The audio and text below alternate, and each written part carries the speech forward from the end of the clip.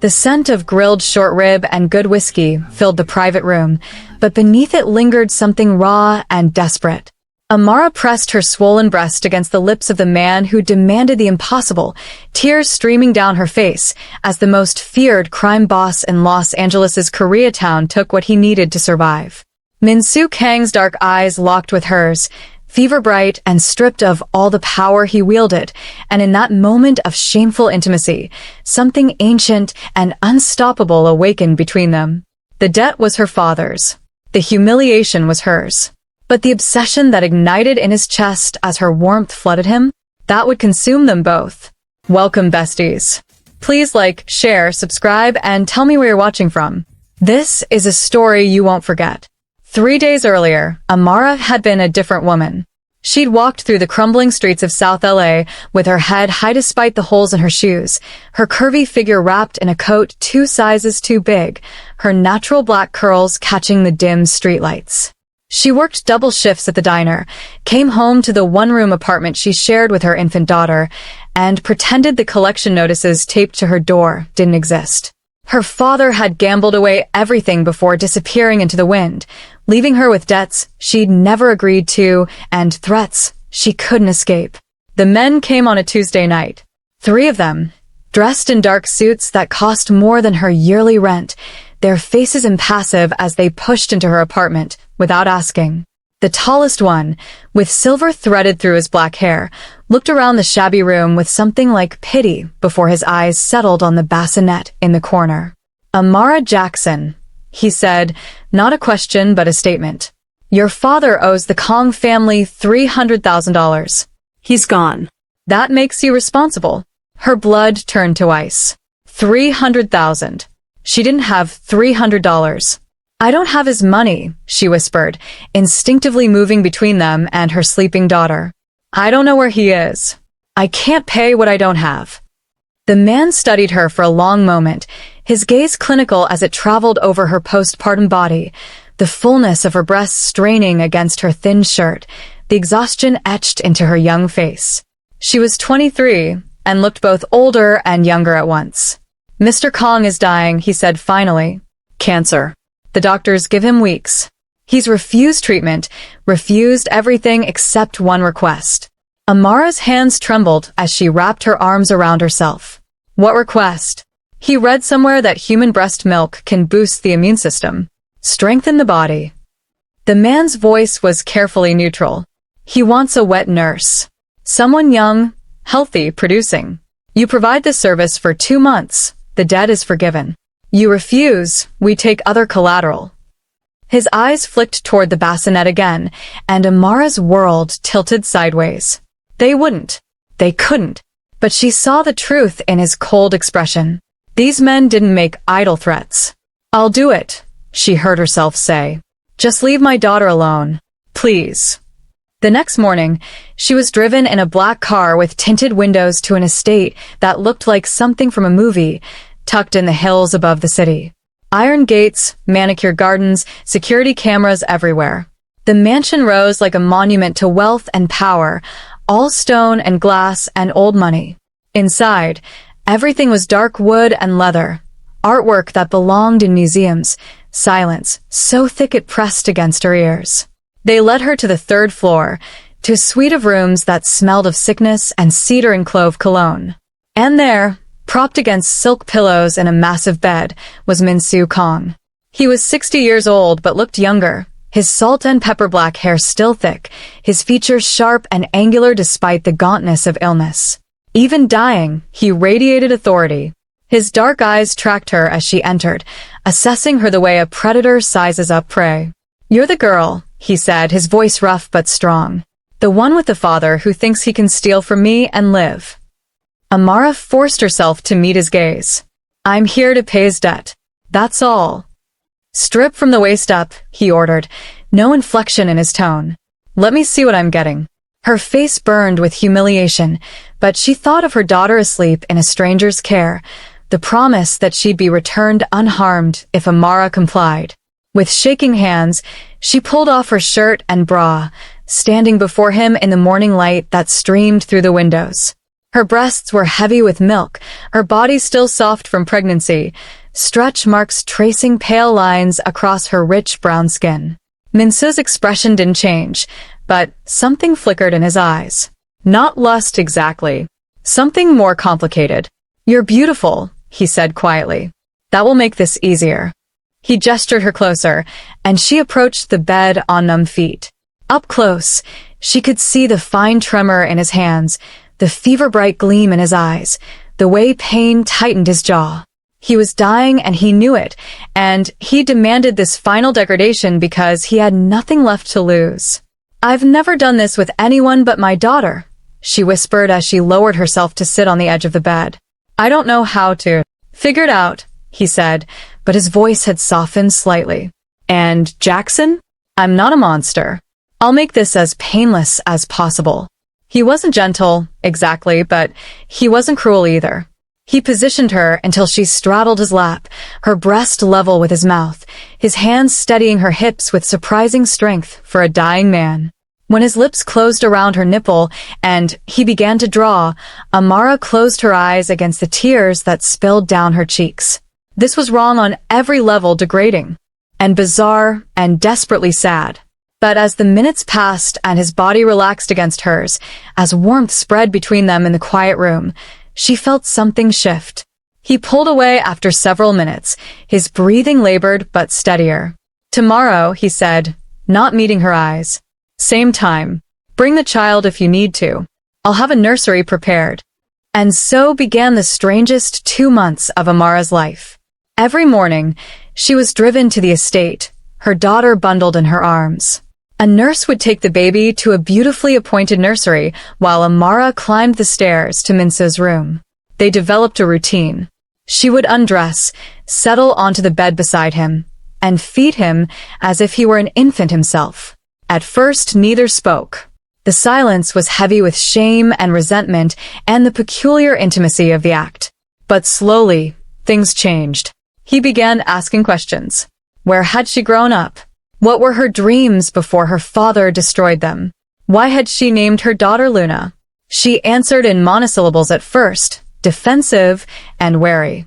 But his interest seemed genuine, and there was something compelling about the way he listened, as if her words mattered, as if she mattered. She learned things about him, too. That he'd inherited his empire from his father at 25. That he'd never married because the woman he loved had been killed by a rival family. That he'd built his power on fear and loyalty in equal measure. That he was dying alone because he'd pushed everyone away. By the end of the first week, something impossible was happening. Amara found herself arriving early, staying late. She'd linger after he'd fed, talking quietly while he rested against the pillows, his hand sometimes finding hers. He started buying things for Luna, designer clothes, expensive toys, a trust fund he set up without telling her until his lawyer mentioned it. "The child shouldn't suffer for her grandfather's sins," he said when Amara confronted him.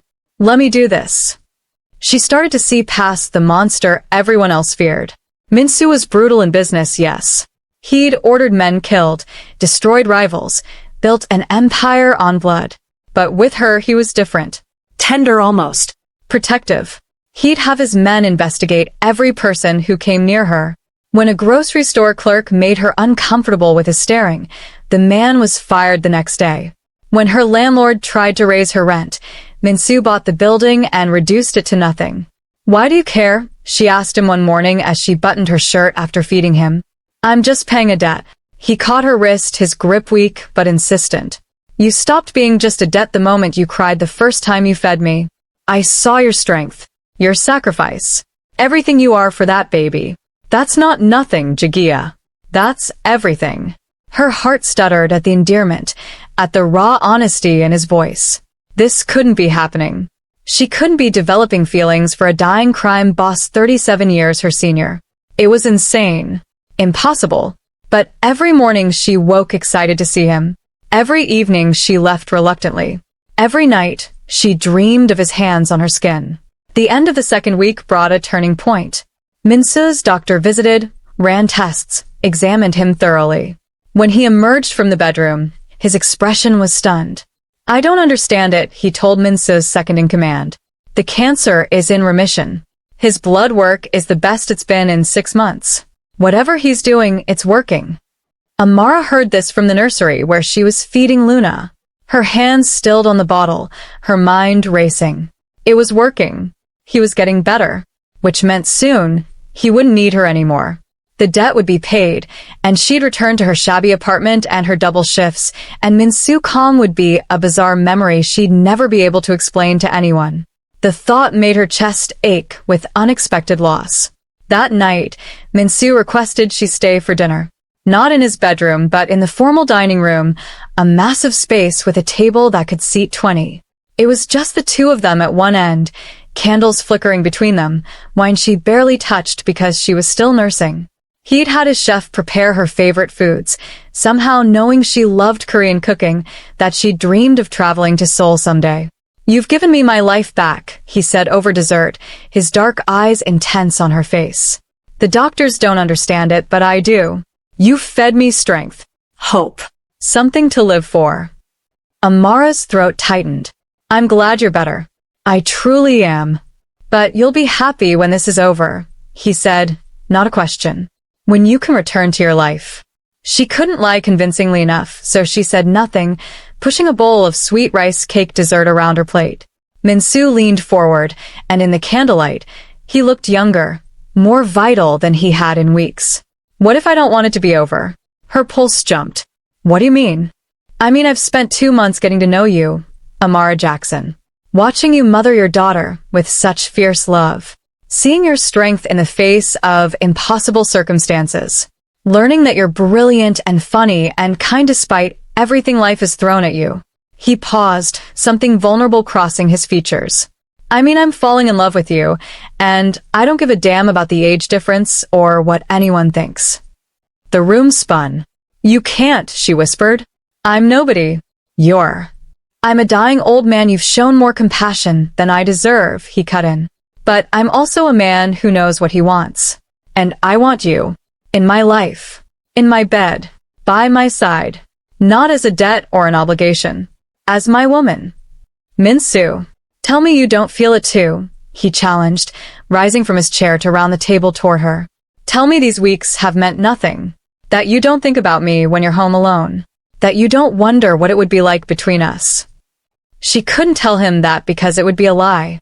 She did think about him constantly, did wonder, did ache with wanting something she had no right to want. "You're still recovering," she managed. "You're confused. Grateful. Maybe, but not." He cupped her face in his hands, tilting her head back to meet his eyes. "I've never been less confused in my life, Jagia. You saved me. Now, let me save you. Let me give you everything you've never had. Security. Protection. Love." When he kissed her, Amara felt the world fall away. His lips were gentle at first, questioning, giving her room to refuse. But she couldn't refuse. Not when she'd been starving for this kind of tenderness her whole life. Not when he tasted like safety and danger and impossible hope all at once. She kissed him back, her hands fisting in his expensive shirt, her body melting against his despite every logical reason she should run. They pulled apart breathless, and Min-soo rested his forehead against hers. "Stay tonight," he murmured. "Not in the guest room. With me. Let me show you what this could be." Amara's mind screamed warnings. This was too fast. Too dangerous. He was a criminal, a killer, a man who demanded the most degrading payment imaginable for her father's debt. But her heart, her traitorous, desperate heart, wanted to believe in the tenderness she saw in his eyes. Wanted to trust that he meant every word. "Luna will be cared for by my best nanny all night," he assured her. "I've already arranged it. Say yes, Amara. Please." She should have said no. Should have maintained boundaries, protected herself, remembered who he was and what he represented. But she was so tired of being alone, of fighting every battle by herself, of having no one to lean on. "Yes," she heard herself whisper. "Yes." He led her upstairs to his bedroom, the same room where she'd fed him every morning, but it felt different now in the evening light. More intimate, more dangerous. He undressed her slowly, reverently, his hands trembling slightly as he revealed her curvy body. "You're perfect," he breathed, and she believed him because of the awe in his voice, the way he touched her as if she were precious beyond measure. When they came together, it was nothing like she'd imagined. There was no rush, no fumbling. Just slow, devastating tenderness that made her cry as he moved inside her, whispering soft Korean endearments against her skin, worshipping her with his touch. He was careful with her, conscious of her body's recent trauma of childbirth, making sure she felt only pleasure as he took her apart piece by piece and put her back together branded as his. Later, they lay tangled in silk sheets, her head on his chest, his heartbeat strong and steady beneath her ear. "I won't let you go," he said into the darkness. "I know that makes me selfish. I know you deserve better than a man like me. But I'm keeping you anyway, Jagia. You and Luna both. You're mine now." Amara should have been frightened by the possessiveness in his tone. Instead, she felt safe for the first time in years. The next morning, she woke alone in his bed. Panic seized her immediately. Had he regretted last night? Changed his mind in the harsh light of day? She pulled on one of his shirts and padded through the suite, her heart in her throat.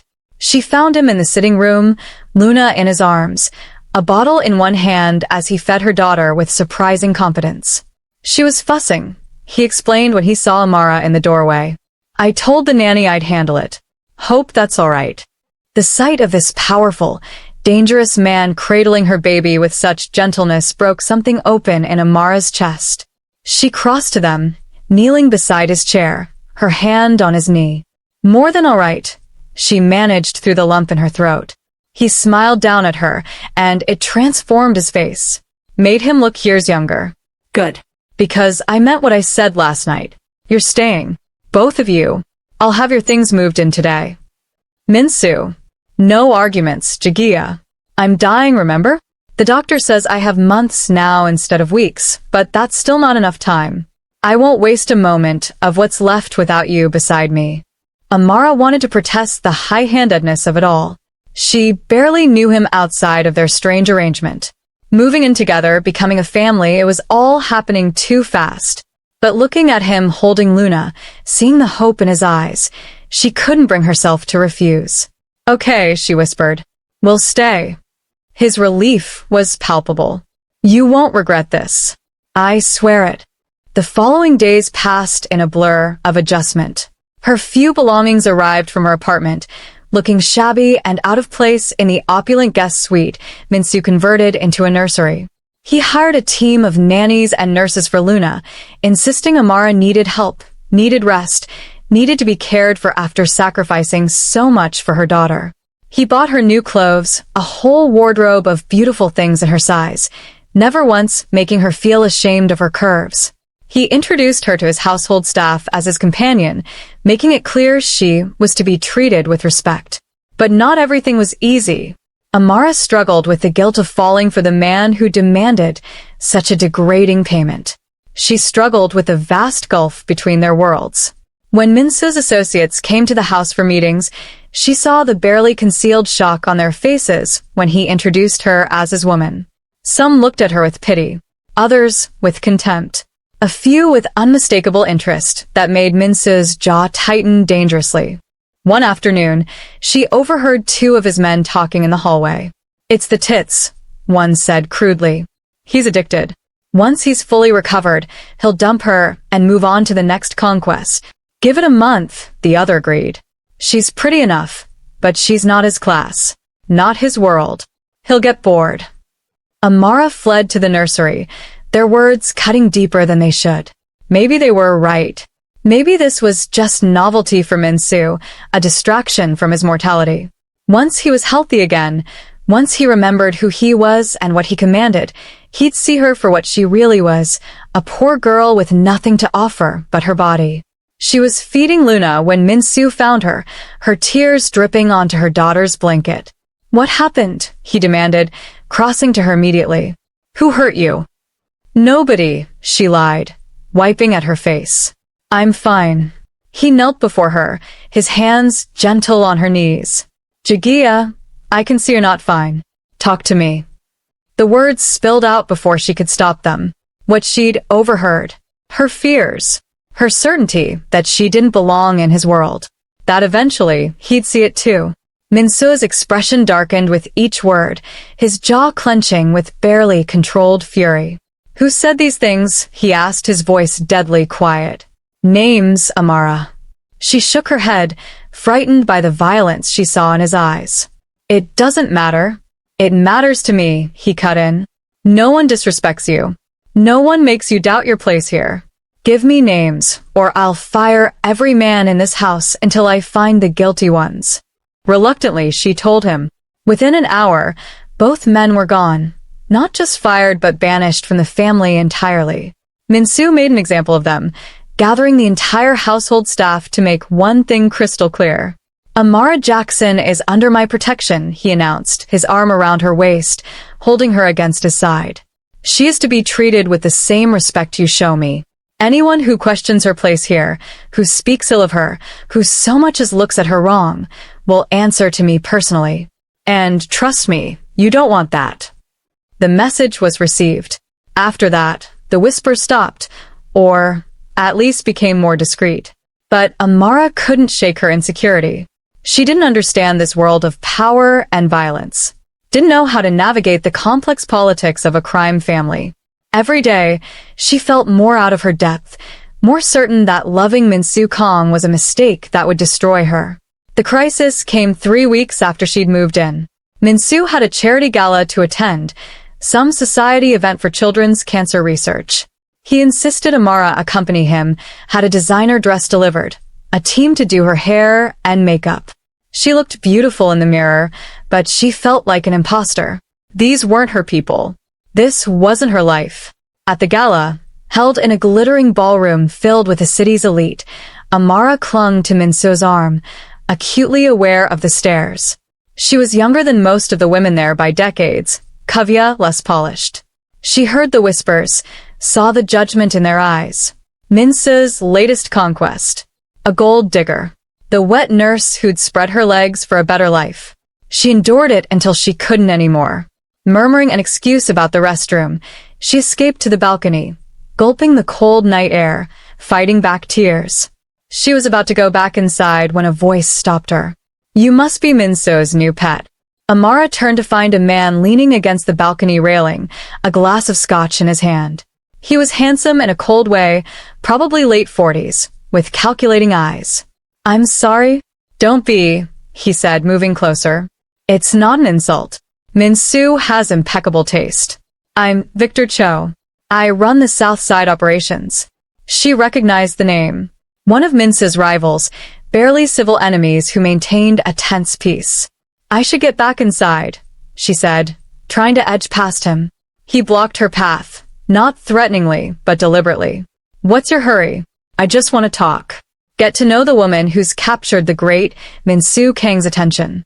His eyes traveled over her body with unmistakable interest. "I can see the appeal. You're nothing like his usual type. More real. Softer." "Excuse me. How much is he paying you?" Victor asked bluntly. "Whatever it is, I'll double it. Triple it. A woman like you shouldn't waste herself on a dying old man. Come work for me instead. I'll show you what a real man can do." Amara's face burned with humiliation and fury. Before she could respond, a voice cut through the night air like a blade. "Step away from her. Now." Min-soo stood in the balcony doorway, and Amara had never seen him look so dangerous. His expression was carved from ice, but his eyes burned with rage. Victor straightened, his smirk fading. "We were just talking, Min-soo. No harm meant." "No harm?" Min-soo stalked forward, and Victor wisely backed up. "You proposition my woman. You insult her. You think I won't gut you right here for that? She's a whore you're paying." Min-soo moved faster than Amara would have thought possible for a man still recovering from cancer. His fist connected with Victor's jaw, sending the other man sprawling. "Say that word again," Min-soo invited, his voice deadly calm. "Please. Give me an excuse." Victor scrambled to his feet, blood on his lip. "This isn't over, Kang." "Yes, it is," Min-soo assured him. "You come near her again, you so much as look in her direction, and I'll end you. Territory peace be damned. Now get out of my sight before I forget we're in public. Victor fled, and Min-soo turned to Amara, his fury evaporating into concern. Did he touch you? She shook her head, trembling with reaction. No. He said things. Offer to pay me to leave you. Min-soo pulled her into his arms, his embrace tight and possessive. We're leaving. Now. I won't subject you to this again. No, Amara said, surprising herself. She pulled back to meet his eyes. If I leave, they win. They get to keep thinking I'm what they say I am. I won't give them that. Pride flickered across his face. You're sure? I'm sure. They returned to the ballroom together, and Min-soo made a point of keeping her close the rest of the evening, his hand at her waist, his attention focused on her rather than on business. He introduced her to people as his beloved, not his companion or his woman, but his beloved, with enough intensity that no one dared question it. On the drive home, Amara was quiet, processing everything. Min-soo finally broke the silence. I'm sorry you had to deal with Victor. He's been a thorn in my side for years. It's not your fault. It is, he insisted. I brought you into this world. I should have protected you better. Amara looked at him in the dim light of the car, this powerful man who'd fought for her without hesitation, who'd claimed her in front of all the city's elite. Why do you love me? She asked suddenly. Really? I need to understand. He was quiet for a long moment. When he spoke, his voice was raw with honesty. Because you see me, not the boss, not the killer, not the dying man, just me, Min-soo, the boy from Busan who came to America with nothing, the man who's made terrible choices but still wants to be better. He reached for her hand. You make me want to be better, Jagia. You and Luna. You're my second chance, my last chance, and I won't waste it. Amara's throat tightened with emotion. I love you, she whispered, the first time she'd said it. I know I shouldn't. I know it's crazy. But I do. His hand tightened on hers. Say it again. I love you, Min-soo Kong. He kissed her then, hard and desperate and claiming, and Amara kissed him back with everything in her, pouring all her fear and hope and fierce devotion into the contact. When they finally pulled apart, both breathless, he rested his forehead against hers. Marry me, he said. Not a question. A demand. I know it's fast. I know you have every reason to say no. But I'm not a patient man, Jagia, and I'm done wasting time. Marry me. Be my wife. Let me give you and Luna my name, my protection, everything I have. Amara's head spun. Marriage. To a crime boss. To a man 37 years her senior. To someone she'd known for less than 2 months. It was insane. Reckless. Completely impossible. Yes, she heard herself say. Yes, I'll marry you. The joy in Min-soo's eyes was almost painful to witness. He'd probably expected her to hesitate, to ask for time. Instead, she'd leapt off the cliff with him, trusting he'd catch her. Tomorrow, he said. We'll go to the courthouse tomorrow. I'm not waiting weeks for a big wedding. I want you bound to me legally before anything can happen. Before he could die, he meant. The cancer was in remission, but neither of them was naive enough to believe he was cured. Every day was borrowed time. Tomorrow, she agreed. They married the next afternoon in a private ceremony at City Hall, with only Min-soo's most trusted men as witnesses. Amara wore a simple white dress he'd bought her that morning, held Luna in her arms as she took her vows. When Min-soo slid the ring onto her finger, a massive diamond that must have cost a fortune, she felt the weight of it in more ways than one. She was his now. Legally. Completely. Mrs. Min-soo Kong. That night, he made love to her as his wife for the first time, slow and reverent, whispering promises against her skin. He swore he'd spend every day left to him, making her happy, protecting her, loving her, and Amara believed him. The next 2 months were the happiest of Amara's life. Min-soo was recovering remarkably well, his strength returning, his scans showing continued remission. The doctors called it a miracle. Amara called it love. She'd given him something to live for, and he'd given her everything she'd never dared to hope for, security, devotion, a family. Luna adored her stepfather. At 4 months old, she'd smile when he entered the room, reach for him with chubby hands. Min-soo was shockingly gentle with her, patient with her fussing, attentive to her needs. He'd transformed part of his home office into a play area so Luna could be near him while he worked. More than once, Amara found him holding the baby against his chest, one hand on his laptop, the other supporting her small body as she napped. But the peace couldn't last. Not in Min-soo's world. The attack came on a Tuesday evening. Amara was in the nursery with Luna when she heard the first gunshot. Her blood turned to ice. She'd been trained what to do in this scenario. Min-soo's men had drilled her endlessly. She hit the panic button hidden beneath the changing table, scooped Luna from her crib, and ran to the safe room concealed behind a bookshelf in the master bedroom. The safe room was small but fortified, stocked with supplies for several days. Amara locked them inside, her heart pounding, Luna crying in her arms. Through the monitor connected to security cameras, she watched the attack unfold. Men in black tactical gear storming the house. Min-soo's guards fighting back. Bodies falling. Blood spreading across marble floors. She found Min-soo on one camera, taking cover behind his desk, returning fire with deadly accuracy despite his weakened state. He was outnumbered, his guards dying around him. Terror gripped Amara's throat. He was going to die. After everything, she was going to lose him. But Min-soo Kong hadn't built an empire by being easy to kill. He fought with the ferocity of a man protecting what he loved, taking down attacker after attacker. His men rallied, pushing back the invasion. Within 20 minutes that felt like hours, it was over. The house fell silent except for groans of the wounded. Amara waited, Luna clutched to her chest, until she heard Min-soo's voice through the intercom. "Jagia, it's safe. You can come out." She emerged to find him covered in blood, but most of it wasn't his. Relief made her knees weak. "Are you hurt?"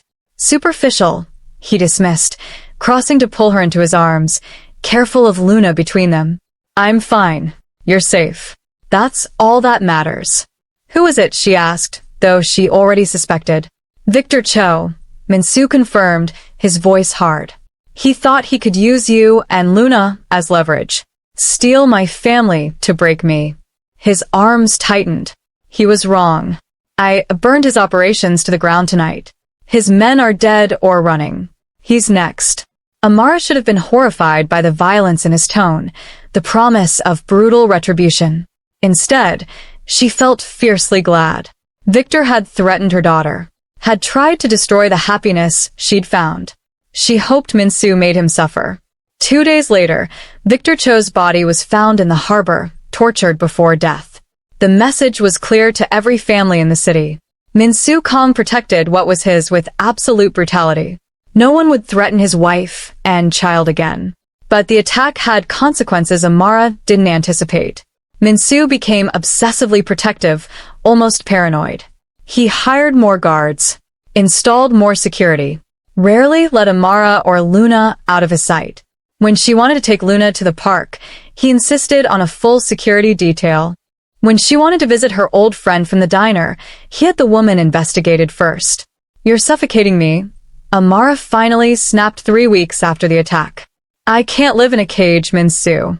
Even a gilded one." His jaw tightened.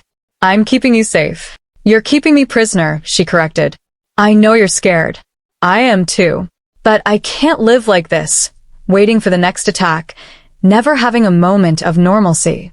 They fought that night, the first real fight of their marriage. Amara accused him of being controlling. He accused her of not understanding the danger. It ended with her sleeping in the guest room, both of them too stubborn to apologize. The next morning, Min-soo was gone when she woke. A note on his pillow said he had business in New York, would be back in 2 days. Amara was hurt he'd left without saying goodbye, still angry from their fight. But she also saw it as an opportunity, a chance to prove she could handle herself. She decided to take Luna to the park, just the two of them, and one guard at a discreet distance. It felt like freedom, pushing the stroller through the autumn leaves, watching Luna's eyes track the bright colors. For an hour, she was just a normal mother with her baby, not a crime boss's wife living under constant threat. She didn't notice the van until it was too late. Men grabbed her from behind, one hand over her mouth to muffle her scream, another wrenching Luna from the stroller.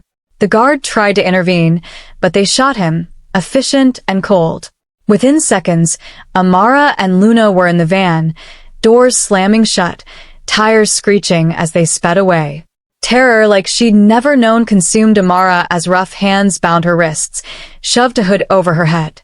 Luna was crying, that desperate wail that meant she was frightened, and Amara couldn't comfort her, couldn't even see her. "Please," she begged through the hood. "Please don't hurt my baby. She's just a baby." "Shut up," someone growled. "You should have thought of that before you married, Min-soo Kong." They drove for what felt like hours, but was probably minutes. When the van finally stopped and they dragged her out, Amara stumbled on numb feet, still hooded, still bound. They shoved her into a chair in what sounded like an empty warehouse, the echoes hollow and cold. Someone ripped off her hood, and Amara blinked against sudden light. Luna was across the room in another man's arms, still crying, her face red and splotchy. Amara's heart shattered. "Let me hold her," she pleaded. "Please, she needs me." "She needs you to cooperate," a familiar voice said. Victor Cho stepped into view, very much alive despite the body that had been found in the harbor. "Surprise, Mrs. Kong. Did you really think your husband could kill me that easily?" Amara's blood ran cold. The body had been a decoy. Victor had faked his death to make Min-soo drop his guard. "What do you want?" "What I've always wanted," Victor said, circling her chair like a predator. "To destroy Min-soo Kong. And the best way to do that? Take everything he loves. You and that baby."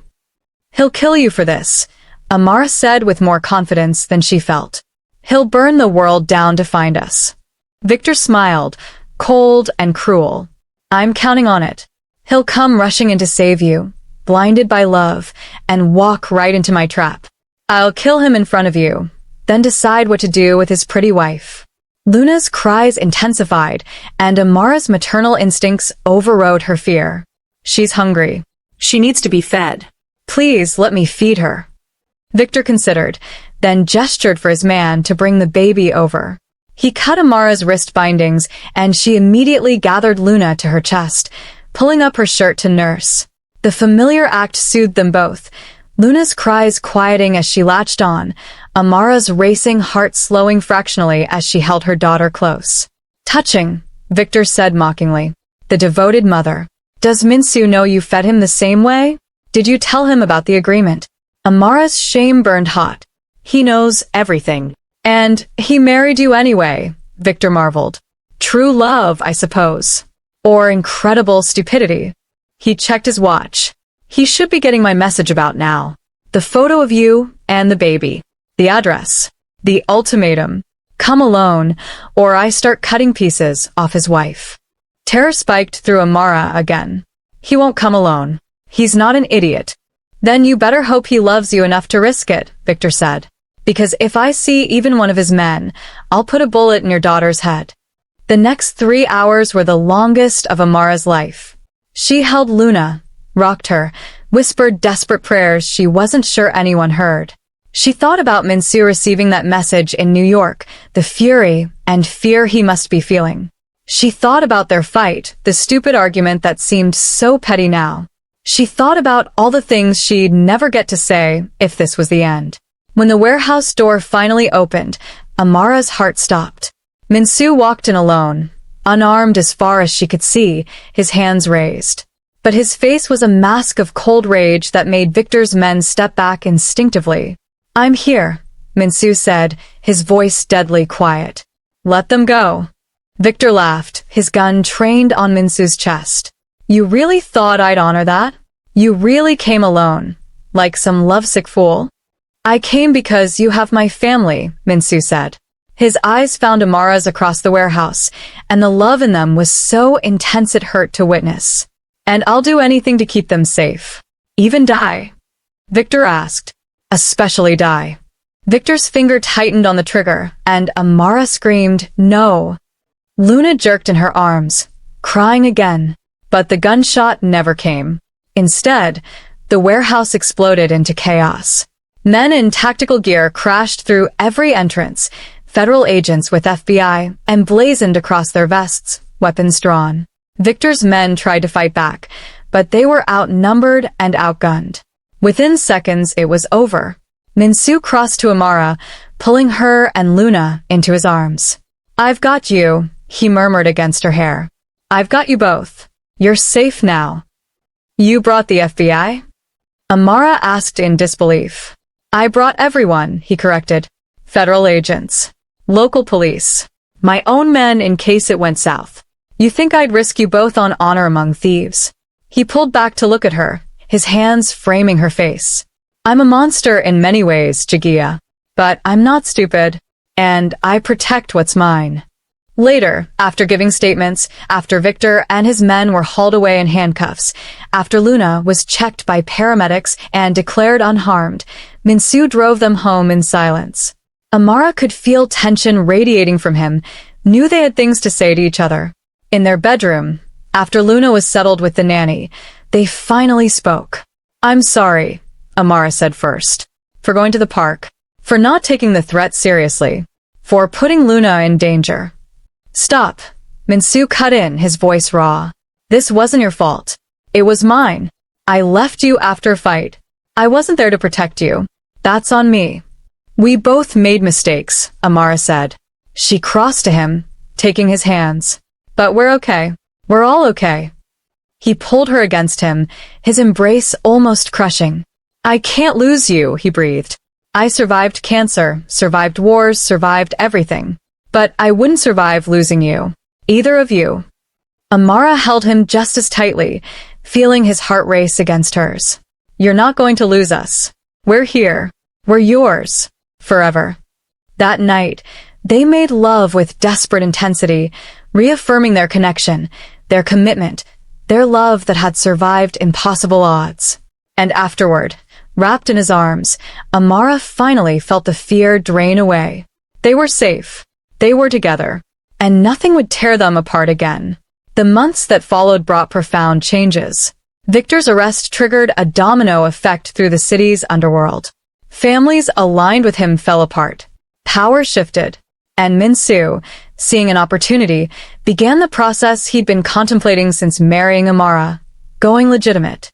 It wasn't easy or quick. He had to carefully extract himself from criminal enterprises without appearing weak. Had to find legal business ventures to replace illegal income.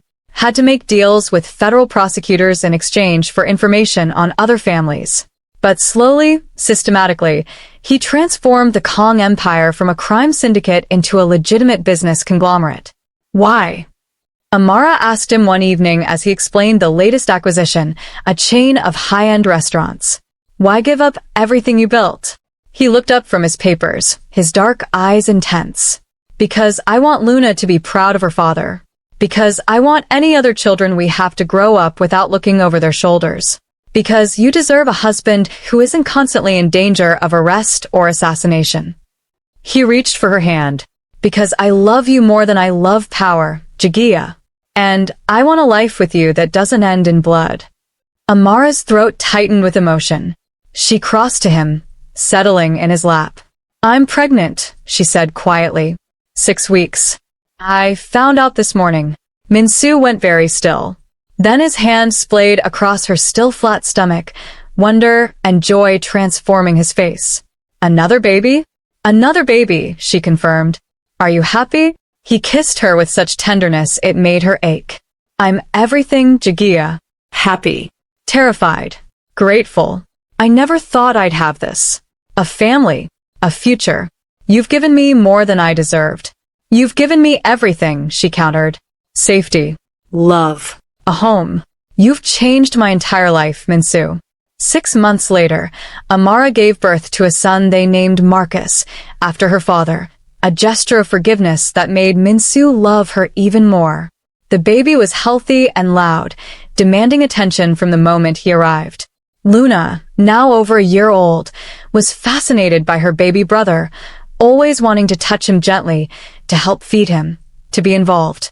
Min-soo was a devoted father to both children, never differentiating between his biological son and his stepdaughter. He was there for midnight feedings, diaper changes, first smiles, first steps. He'd built this family against all odds, and he treasured every moment. 2 years later, almost to the day after that desperate morning when Amara had first walked into his bedroom, they renewed their vows. This time it was a real wedding, with Amara in a white designer gown that accommodated her curves beautifully, with Luna as flower girl and Marcus as ring bearer. Family and friends filled the hall. All the darkness of their beginning transformed into light. As Minsu slid a new ring onto her finger, platinum to match the original diamond, he spoke vows he'd written himself. You saved me, Amara-kong. Not just from death, but from a life half-lived. You showed me what love is, what family means, what I was missing all those years. I promise to spend every day left to me making you happy, protecting you and our children, being the man you see in me even when I can't see it myself. Amara's vows were equally heartfelt. You've given me a life I never dreamed possible. You've loved me when I felt unlovable, protected me when I felt vulnerable, made me believe in fairy tales again. I promise to stand by you always, through whatever comes, to love you fiercely and without reservation, to build this life with you, day by day, until the very end. When the officiant pronounced them husband and wife, again, they kissed to thunderous applause. And as they walked back down the aisle together, hands clasped, children trailing behind them, Amara felt a contentment so profound it brought tears to her eyes. At the reception, Minsu pulled her onto the dance floor for their first dance. As they swayed to the music, he leaned close to whisper in her ear, "Thank you, Jagiya, for saying yes when any sane woman would have run, for giving me a second chance at life, for loving me despite everything." Amara looked up at him, this man who demanded the impossible from her and then given her the world in return. "Thank you for seeing me, For choosing me. for making me believe in love again." They danced until late, surrounded by family, by joy, by the life they'd built from ashes and shame and impossible circumstances. And when they finally left for their honeymoon, leaving the children with Minsu's most trusted guards and nannies, Amara felt only excitement for what came next. 5 years later, the Kong family had grown to 4 children. Luna was 6 and in first grade, showing signs of her mother's kindness and her stepfather's intelligence. Marcus was 4 and wild, already charming everyone he met. Twin girls, Haein and Salmon, named after Minsu's mother and sister, were 2 years old and kept everyone constantly busy. Minsu's health remained stable, the cancer truly in remission, the doctors finally willing to say he was cured. He credited Amara, half-jokingly claiming her milk had magic properties. She'd roll her eyes but secretly believed there was truth in it. Love was its own kind of medicine. The Kong Empire was now completely legitimate, built on restaurants, real estate, and import businesses trading specialty goods between Korea and the US. Minsu was a respected businessman, still feared for his intelligence and ruthlessness in negotiations, but no longer a criminal. He'd made peace with his past by ensuring his children would have a different future. On their 5th anniversary, Minsu surprised Amara with a trip to South Korea. Just the 2 of them, leaving the children with grandparents and nannies, stealing a week to remember why they'd fallen in love. They toured Seoul, Busan, and Jeju Island, drinking soju and eating incredible food and making love in luxury hotels. On their last night in Busan, Minsu's birthplace, he took her to a small seaside temple overlooking the East Sea. "This is where my parents were married," he said, showing her the humble grounds. "Before everything else. Before America. Before the life I built." Amara saw the emotion in his eyes, the connection to a past he rarely spoke about. "What would they think of us?" she asked softly. "Of our story?" He considered, then smiled. "My mother would love you. She always wanted me to find someone strong, someone who wouldn't let me get away with my bullshit. My father?" He paused. "He'd think I didn't deserve you." And he'd be right. "But he'd also be happy I found redemption." Amara laced her fingers through his, looking out at the sunset, painting the sea gold and pink. "Do you have regrets?" about how we started, about what I had to do. Only that I demanded it, he said honestly, that I put you in that position. But do I regret that it led us here? Never. You're the best thing that ever happened to me, Jagia. You and our children. This life we've built. I wouldn't change any of it. They stood there as darkness fell, wrapped in each other's arms, the weight of their past balanced by the hope of their future. And Amara knew with absolute certainty that she'd made the right choice that desperate morning 5 years ago. Choosing to pay her father's debt with degradation and shame had led her to this, to love deeper than she'd imagined possible, to a family that filled every empty place in her heart, to a man who'd moved heaven and earth to keep her safe and happy. I love you, she said, the words never getting old, never losing their power. I love you, Minsu Kong, with everything I am. And I love you, Amara Kong, he replied, kissing her temple. My savior, my wife, my everything. As they walked back to their hotel, hand in hand, Amara thought about that frightened girl who'd walked into a crime boss's bedroom wearing shame like a cloak. She would never have believed this was possible. That degradation could transform into devotion. That paying a debt could lead to discovering treasure. That breastfeeding a dying man could evolve into a love story that defied every odd. But sometimes the most beautiful things grow from the darkest soil. Sometimes salvation comes wrapped in scandal. Sometimes love finds you in the last place you'd ever think to look. And sometimes, just sometimes, fairy tales do come true, even if they begin with the impossible.